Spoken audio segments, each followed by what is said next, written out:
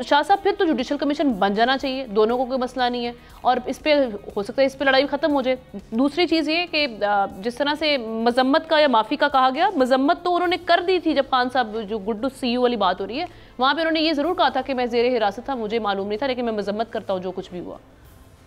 जी शाह साहब, मेरे ख्याल में आमना करे तो शाम साहब चाहे तो रिकॉर्ड की दुरुस्तगी कर ले आमना।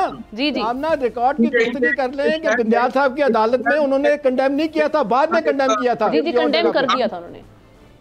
एक सेकंड देखिए जी, एक सेकंड, वो अदालत में नहीं किया था। मैं अपना टाइम बात मैं ये कह रहा हूँ कि अगर शाम साहब चाहे तो मजम्मत हो भी गई और मजम्मत मान भी लेनी चाहिए। कल देखिए इनके शहर में इतनी बड़ी प्रेस कॉन्फ्रेंस हुई है, उस प्रेस कॉन्फ्रेंस का क्या मतलब था कि अगर तमाम सियासी जमातें या वो लोग जो 9 मई को कंडेम करेंगे तो हम बातचीत करने के लिए तैयार हैं। तो मैं तो कहता हूँ मेरे ख्याल में एक बड़ा अच्छा मौका मिल गया है।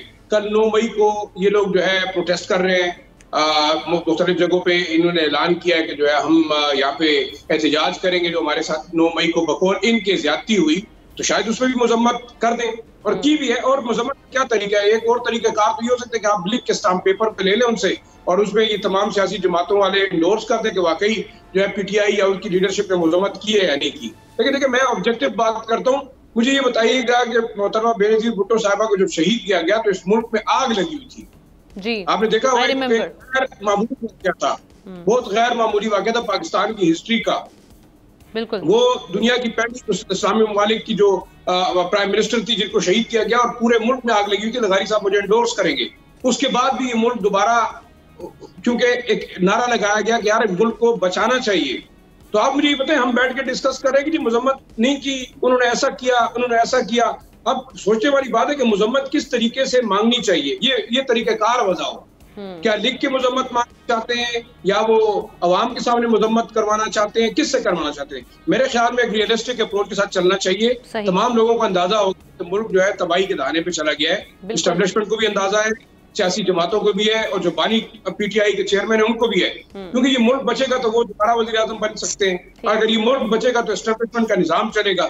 सारी सियासी जमातें जो कि माजरत के साथ अशराफिया पर मुश्तमिल है, वो पाकिस्तान के अवाम को दोबारा उनके ऊपर हुकूमत करेंगी। तो मैं तो ये समझता हूँ कि देखिए अवाम को बेवकूफ बनाना बंद करना चाहिए। सारी चीजें बिल्कुल वाज़ेह है, किसने किया, कैसे कराया।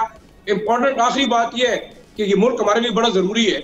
अगर सबको रियलाइज हो गया, एस्टेब्लिशमेंट को, बानी पीटीआई के चेयरमैन को, तमाम सियासी जमातों को, तो मसला है क्या? मेरे ख्याल में बिल्कुल ओपन हार्ट के साथ माफी भी मांगनी चाहिए और मुल्क को जो है वो आगे बढ़ाने की तरफ ले। सब्सक्राइब करें और बेल दबाएं ताकि कोई खबर रह न जाए।